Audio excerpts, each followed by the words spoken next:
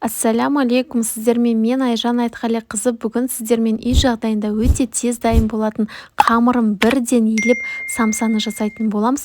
Яғни бұл самсаның қамырын жайып жатпайсыздар, көп уақыт алмайды, тез дайын болады. Бізге қажетті заттар ұн, май, жұмыртқа, су, тұз, майонез және айран қажет болады. Мен құрамын міндетті түрде жазып кететін боламын, сол жерден көрсеңіздер болады. Ұнымызға майымызды осылай салып, осылай крошка жасап аламыз. Одан кейін суымызды құйып, айран мен жаңағы майонезімізді, жұмыртқамызды, тұзымызды салып, бәрін бірдей араластырамыз да жұмсақ қылып қамыр илейтін боламыз. Міне мен илеп сіздерге көрсетейін. Осылай жақсылап асықпай араластырасыздар, қатты мұжбай. Өзі де жұмсақ болып шығады қамыр.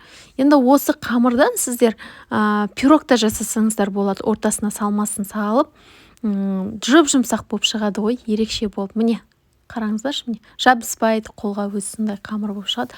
Енді осыны осылай салфанға салып қойсаңыздар болады, салмасын дайындағанша. Менде сиыр етінен фарш бар екен, соны қостым, зира қостым, тұз қостым, пияз қостым, жақсылап араластырамыз. Егер де фарштарыңыз майлы болмаса, кішкене май қоссаңыздар болады. Менде майлы болғаннан кейін май қосқан жоқпын. Қалауыңызша қара бұрыш қоссаңыздар болады. Енді қамырымызды аламыз. Міне мынандай бөліктерге бөліп алдым.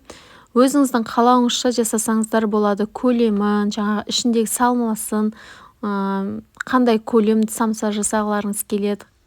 Формасында өздеріңіздің қалауыңызша мен осылай үш бұрыштап жасадым. Енді бетіне жұмыртқамызды жағып,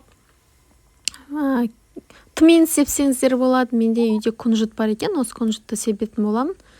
Міне өздеріңіздің қалауларыңызша, әрине. Осымен 180 градуста 20 минуттай пісіріп аласыздар. Піскенін тексеріп, міндетті түрде қарап тұрыңыздар. Пештеріңіздің қызуына байланысты. Осымен біздің самсамыз дайын болды. Өте оңай және тез дайын болады. Сондықтан жасап көріңіздер. Сіздермен бірге болған Айжан Айтқалиқызы. Менің каналымдағы подписация деген батырманы басып, каналыма міндетті түрде тіркеліп алыңыз. Сонда менің келесі рецепттерімді жоғалтып алмайсыздар.